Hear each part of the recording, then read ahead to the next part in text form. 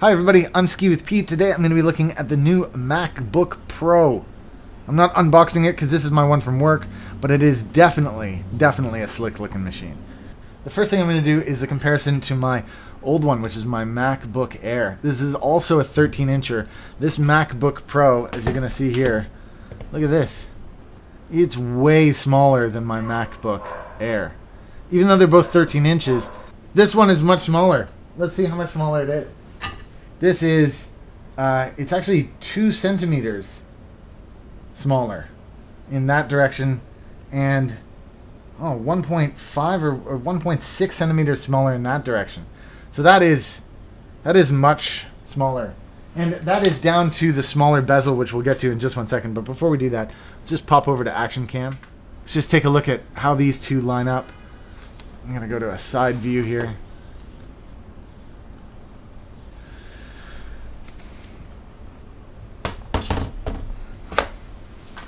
So you can see not only is it smaller, it's also shorter in height. You can see there's a bit of height difference there between the two. So even though the MacBook Air is one of the smallest computers, and to me the reference computer for small, awesome computers, the MacBook Pro is actually a little bit smaller. Okay, next thing up, let's just take a look inside here. Switching back to overhead. The first thing to say about this is the one with the touch bar. So I've got this to recognize my fingerprint, and that's how I open it. Again, this is my work machine, but I will tell you that if I had this is my personal, I wouldn't have got the touch bar.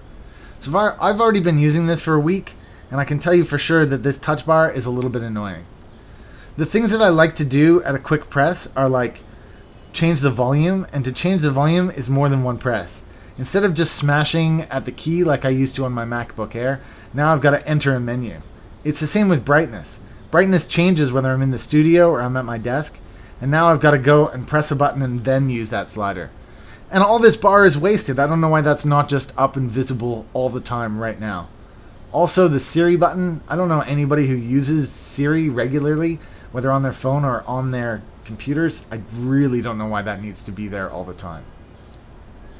The next thing, of course, to talk about is these keys.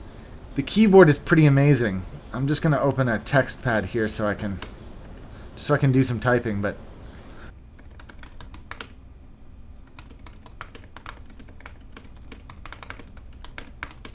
these are a little bit clickier than the old rubber dome versions.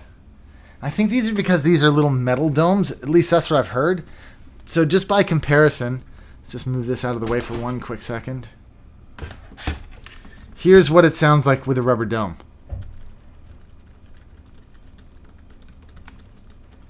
And here's what it sounds like with those metal switches.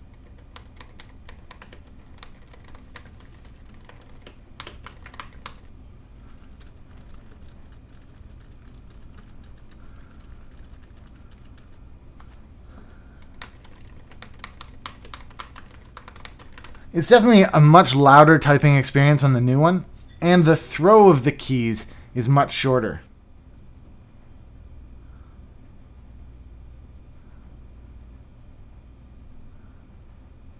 The next thing to note, of course, is the size of the touchpad.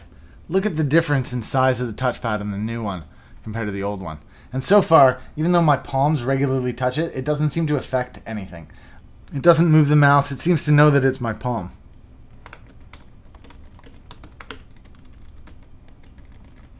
Of course, this one has the Retina display, which is amazing. It's much better than my old MacBook. The only downside is really what you get around the sides. And the sides are these USB-C connectors. And yeah, maybe the world in the future will go entirely to USB-Cs. But for right now, I wish that this had that magnetic power cord. I don't really mind the USB-C thing, so you got to carry a little dongle to plug stuff in, but to me, that is a major, major miss. The other thing is this one has an earphones plug, and they've just taken the earphones plug off of the iPhone. I don't know why they left it on here. It just seems like they couldn't quite decide what to do. Instead of having that singular vision, they just seem to be doing things a little bit random and chaotic. Having said that, would I have one of these if I could for my own personal? Of friggin' course I would. It's beautiful. It's definitely the best thing going. And while for a long time I called the MacBook Air 13-inch the reference computer, the best laptop you could buy, I think now I would switch over to this. Minus this weird bar. I do like the touch login, but that's all that I like about this bar. Everything else is just pretty pointless. The arrow keys are also taking a little bit of adjustment to get used to. The old ones looked like this, and my fingers seemed to find those ridges so that I knew that I was on the arrow keys. With this one, I find myself wondering where the arrow keys are. They need some sort of dot or something on them so that I know that I'm above them. So now I'm living in dongle hell with dongles that I have to bring everywhere, and a charger that isn't compatible from one MacBook to the other. But today I did the really unusual thing of plugging this into my iPhone charger with a USB-C cable, and it actually worked. I actually started charging the battery with it, which I know is kind of crazy, but I did it.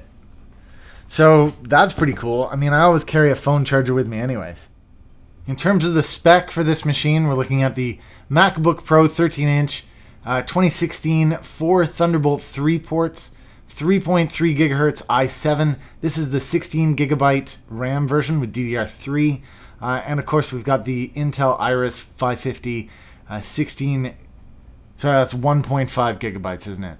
1500 megabytes is 1.5 gigabytes. Look at what this is able to do right now. This can choose the different display storage support service. You see that along the top bar? That's the same thing that's listed here. Overview display storage support service.